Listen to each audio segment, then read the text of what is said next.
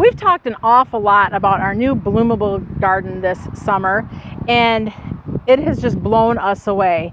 We knew that there would be color going on at various times throughout the season.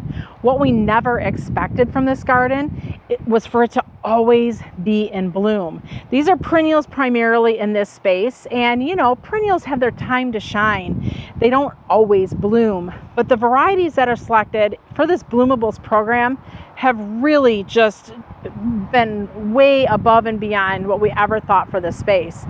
And this late in the season, mid-October, for this much perennial color to be going on, this is just the biggest surprise of the season. Hi, I'm Heidi from Garden Crossings, and we're going to take a closer look here at some of the Bloomables perennials that are blooming right now. If you've been following us for any amount of time, you know we've done several videos of this bed at various points in the season.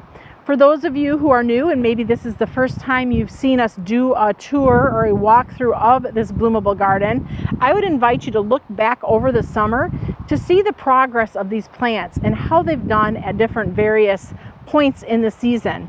But let's go ahead today and take a look at what's really just still putting on that surprisingly vibrant show of color this late in the season. So I did mention that the majority of this garden is perennials, but of course I'm standing right here by the few annuals that are planted. So let me first just tell you about the annuals before we dive into all of the perennials. This space in the garden, we did some sun patiens. These are the sun patiens purple. They've done fantastic. We've also done our new Selenia begonias. This is Selenia white. And these two have done really great this summer, continuing to bloom well here into the fall, which, I mean, begonias, I would think the little bit of cold that they've experienced, which isn't a lot, but I would have thought it would have made them look not as beautiful as what they're currently looking. So these guys are holding on tight and embracing this fall season. So let's take a look back to the next tier of plants, which are the perennials. So we're going to start off and we're going to talk about a lot of perennials in today's video. So get out your paper, get out your pen, and start taking notes, because this is where, if you're looking to create a garden that's going to give you a lot of color for a long time in the season using perennials, these are the plants you want to start scribbling down and making note of. The first one here is an Augustaceae or hyssop. It's called Little Adder. This is a very, very long blooming perennial with beautiful lavender purple blooms, a nice upright mounding habit, perfect plant for the pollinators. We're going to go quickly because there's a lot to talk about. So if you do need to hit pause between the varieties, feel free to do so. The next plant we have here is a Scabiosa or pincushion flower. There are 3 colors in this series. This is the Flutter Rose Pink. Beautiful pink blooms. It also comes in white and in purple. So if you're looking to create a collection of colors, there are 3 colors in the series, or pick your favorite color to add to your garden. There's a lot of cone flowers as well. Here we have the Echinacea Sombrero Tango Tangerine. And the Sombrero series is a singular series of coneflower, meaning a single flower. And for these to be blooming in mid-October, usually coneflowers are done somewhere around the end of August or so here in Michigan. Sometimes they'll rebloom, sometimes they don't. But this here, you're seeing an excellent rebloom with a lot of flower buds that will never get a chance to open. Also, we have some nice penstemons. We have the Penstemon Rock Candy collection. This here is the Rock Candy Ruby, and there are 3, I believe, colors in this collection as well. And these, with a light trim, they continue to send up flowers all summer long. So the gardeners will come through and they'll just trim off the spent blooms, and the plant then is throwing up more flowers for this excellent look. Penstemon also makes a great cut flower with its nice tall flower spikes. Now behind the penstemon, we did plant a row of the North Pole arborvitae. And the reason we did that is to block our compost pile. So eventually these are going to get about 10 to 15 foot tall and just create a solid natural hedge, so we don't have to look at all the garbage behind it. Another coneflower here, the lemon yellow, part of the Sombrero series. A very crisp, clean, bright yellow coneflower. They have a compact habit as well. Now these here aren't at full mature height yet. They were just planted earlier this spring, but I think the Sombrero series is going to get around 18-ish inches tall when it's mature. I'm trying to do all this from memory, so if I'm a little off, I apologize. Here's a nice plant. This is a Eurysum, our wallflower. It's called Bowls Me Away. This plant was one of the first plants to put on flowers this spring, so really early spring bloomer. I did not think we were going to see any reblooms on this plant, so this is quite surprising, the amount of flowers that we're seeing here late in the season. There's a lot of Agastache in the collection in this Bloomables garden. The Summer Long series. Now I must say these are a Zone 7 Agastache, so we will see if they come back here in our Zone 6 garden. Fingers crossed, because they are beautiful. They have been in full bloom all summer long, and that's one thing where we did these groupings of 3 Agastache kind of, you know, scattered throughout the garden. We knew the Agastache or hyssop was going to be like always in color, so we staggered them as such, so we knew we were always having spots of color. It's just all the other plants that have really done marvelous things in this bed. We do have some new butterfly bush we'll be adding in 2025. This is part of the Chrysalis series. This is Chrysalis Steel Blue, a very compact butterfly bush. They're only going to get about 2 foot tall when they're mature, so those will kind of be pretty there. That's one nice thing with some of these compact butterfly bush, is that they can just nicely fit into a perennial garden even though they are a shrub. We did plant a small planting, and you can kind of see with this kind of yellowish chartreuse green. These are the Fairy Trail series of hydrangeas, and they're starting to go through dormancy, so that's why we're seeing the yellowing going on. But we did plant these in our garden. So the Fairy Trail series is a cascading hydrangea. It was formerly a Zone 7. It's now been listed as a Zone 6. So we wanted to do trials in our garden to make sure, like, how do they do? Do they overwinter in our Zone 6 garden? That way we can be confident in telling you, yes, they came back in a Zone 6 with no problem. So that's one thing we like to do trials on, is certain plants that maybe are kind of testing those hardiness limits, so we can be confident in saying, yes, it's a solid Zone 6. Here's a cool perennial with excellent foliage. This is a Centura, or a Dusty Miller. It's called Silver Swirl. Beautiful plant with silvery foliage, so it's not always about the flower. I say that a lot. Although these did get some really whimsy yellow ball flowers on them midsummer. But mostly this plant is grown for its beautiful foliage. We've got some lavender that are blooming here. This is the Super Blue Lavender.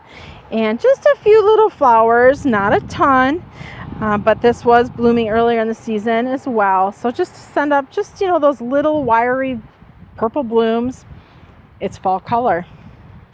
Another plant that is more for foliage and for flower is the Sedum What a Doozy. And this is a tri-colored sedum. You're seeing shades of chartreuse or yellow, green, and just a little hint of pink. So this does also flower, but it's more grown for its beautiful foliage color. Making our way through the garden, some more of the Agastache. This is the lilac color. And we also have some Chrysalis pink butterfly bush tucked in the corner here. Just kind of another little compact grouping. So we've got the pink and the steel blue. So those will pair really nice together. Making our way down the garden bed, we have some Nepeta. Nepeta is a long blooming perennial. You give it a trim once it stops blooming, and it is right back at it again in no time. This is the Junior Walker Nepeta. I'm sure many of you have heard of Walker's Low. Walker's Low is kind of the original, let's say. Every landscaper uses Walker's Low. It gets big, it splits open, and it doesn't have a very nice garden presence. So Junior Walker is a shorter, more compact, tighter habit with just a much more prettier presence in the garden where it doesn't split open. Achillea, part of the new vintage series, or Yarrow. This is the violet. This usually blooms in June here in West Michigan. We gave it a light trim, and it's back to flowering again. I think that is one key thing to point out, is if you have perennials and they are done flowering, just give them a light trim, because a lot of times these perennials will rebloom if you trim them back. We talked about the Flutter Pink Scabiosa earlier. Here we have Flutter White, or Pure White, and that one's a little bit slower, not as much flower going on, but a little bit. Another plant that's kind of fun for the front of the border is Armeria. And here we have the Armeria Daydream. It's also called a thrift. And it's just kind of one of those whimsy, fun flowers. It never has, let's say, it's never prolifically in bloom, meaning it never has a ton of flowers, but it always has some flowers. So it's always giving you just a little dazzle and a little movement in the front of the border throughout the summer. Agastache Summerlawn Coral. More cone flowers, the Sombrero Blanca, which is beautiful white blooms. One plant I've been really impressed with is the Digitalis, or the foxglove, in this garden. So these are blooming earlier on in the summer, June or so, and they had a giant, like literally a giant flower spike. Once that flower spike was done blooming, we trimmed it back, and it has all summer long been sending up these additional spikes of flower. So this Digitalis is part of the Arctic Fox series, and this is the Arctic Fox Rose. Tubular flower, which tells you this is a great plant for the hummingbirds and the bumblebees. Another series of coneflower that we carry is the double scoop series. So the sombreros are the singular flowers, and the double scoops are the double flowers. And here is double scoop mandarin. Here you can see these beautiful orangey reddish blooms, nice big double flowering blooms. And this is all a rebloom. These bloomed earlier in the season, but with giving them a light trim, they're back to blooming again, and pretty prolifically here for October. Coreopsis, that's another nice long blooming perennial. This is a Coreopsis Gold, Uptick Gold. Uptick is a series, so there's a lot of different variations of color in the Uptick family. And it's just such a nice bright splash of yellow here in this garden bed. Here's a fun foliage plant that also flowers. It is a Jacob's Ladder called Golden Feathers. So in the spring, this has really light lavender upright flowers, but it's more so grown for its beautiful foliage. This bicolor chartreuse yellow and green really creates a really nice punch of color. And if you're planting it in a part shade area, this color really pops in those darker, shadier areas. Another Coreopsis, part of the Uptick series. This one looks like it's red and gold. This is a planting of 3 plants that have kind of all grown into one giant mass of color. Some more of the double scoop cone flowers. This is double scoop raspberry deluxe, and this is the double scoop raspberry deluxe. And the deluxe series was a new series that was introduced this year. So they had double scoop raspberry, and then they now have double scoop raspberry deluxe. So what the difference is the deluxe is a bigger flower, better branching, and the more branching a plant can give results in more flowers. So of course everyone's goal is to have the most flowers on the plants. So that's really important when you're looking at varieties of perennials, is do they have good branching? We like to call it excellent branching. Are they prolific? Do they put on a lot of flower color? Because those are 2 very, in my opinion, key things to have when you're adding perennials to gardens, that they're prolific with blooms and excellent branching. Salvia Blue Bayou. This is typically an earlier season bloomer, but with a light trim, we've gotten it to bloom 3 different times this season. Really dark purple blooms, a great plant for the pollinators. They have kind of that, it's a smaller tubular flower, but it's a little bit tubular, which is where the bumblebees and the hummingbirds tend to love. Another Digitalis that is amazing. This one here is Lemon Cream, part of the Arctic Fox series. A very light cream, almost white colored flower, and prolific. Prolific, lots of flowers, excellent branching, which results in lots of flowers. To have a digitalis blooming in October is not normal, especially here in Michigan.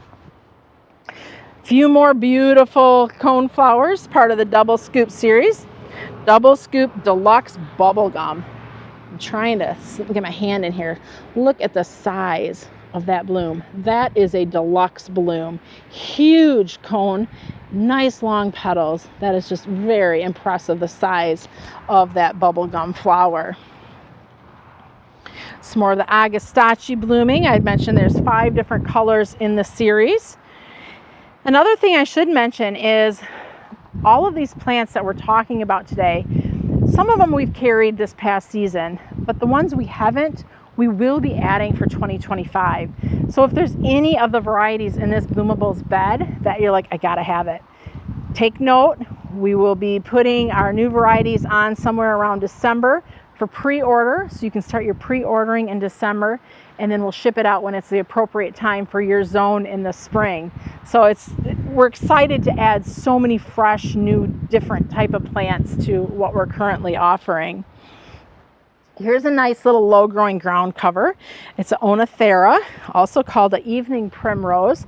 A nice silvery foliage that just kind of hugs the ground, and it has these beautiful yellow blooms. Now, is it a prolific bloomer? It's not a prolific bloomer. I've never seen it just covered in blooms. But what I have seen is this plant all summer long has always had at least 2 or 3 blooms on it. So you're not only getting the beautiful foliage, you're getting those beautiful blooms that have just gone all summer long. Another Agastache, this is Summer Long Lemon. Nice yellow, bright yellow looking Agastache.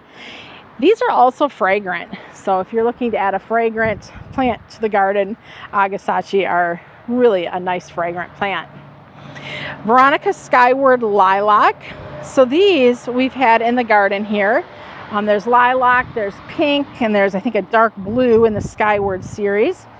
We were out at the Ball Trials in August this year, and they had a beautiful planting, like a huge mass planting of these in their gardens, and it was just, this was in August, and it was just a mass of color. So usually these are going to be blooming in May or June, but with a light trim, they were back at blooming again and in full force. So that was really cool to see. Fall color, sedum shamrock, very tight, hugging the ground sedum. More of that burgundy dark foliage, and this one just started to bloom with the beautiful bright magenta blooms. Here's a shocking one, Leucanthemum whitecap. So Leucanthemum whitecap sometimes reblooms, not always. It's just kind of a hit and miss, I would say. But look at this rebloom going on. That is a massive, full canopy of color. Definitely not what I was expecting to see with a Leucanthemum whitecap. That is a very, very impressive rebloom, especially for this late in the season. Another Achillea, part of the New Vintage series, is New Vintage Red. This typically is our June bloomer. This plant likes it can handle drought. It's more of it can handle drier soils. And for this plant to be blooming this much, I feel like I keep saying that, for this plant to be blooming this much this late in the season. But that's what I'm saying. I am so impressed with this bloomable line of perennials because I can't make this stuff up. This is a lot of color for October here in West Michigan. And the plants, they're absolutely speaking for themselves with just the ability that they have to rebloom and to be in color for a long time throughout our growing season. Helianthus Autumn Gold, bright yellow blooms. And this plant was blooming early in the summer, and you're seeing these blooms now. But if we go in really close on this plant, check out all of those buds. There is a ton of buds on this plant that will never be able to open because they're going to get hit by frost before they are able to put on a second just massive show of color. Some more coreopsis up front here. Some of them are done blooming, and that's fair. That's what I would expect for this time of year. But for them to be, putting on that little bit of show, these are all bonus blooms, and what I like to call bonus blooms. Blooms that happen outside of the normal, what you'd think typical blooming season. More cone flowers putting on a fantastic show. Coreopsis uptick red.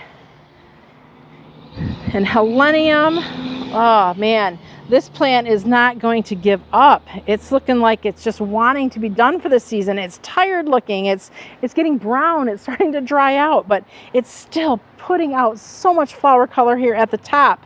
And it's even telling us I'm not ready to die, because if we look at the very base of this plant, we're seeing fresh new growth. This plant wants to start over and just continue to give us a show of color. I know I'm very passionate about the plants and flowers and all of those fun things, but man, I cannot, like I said before, I cannot make this up.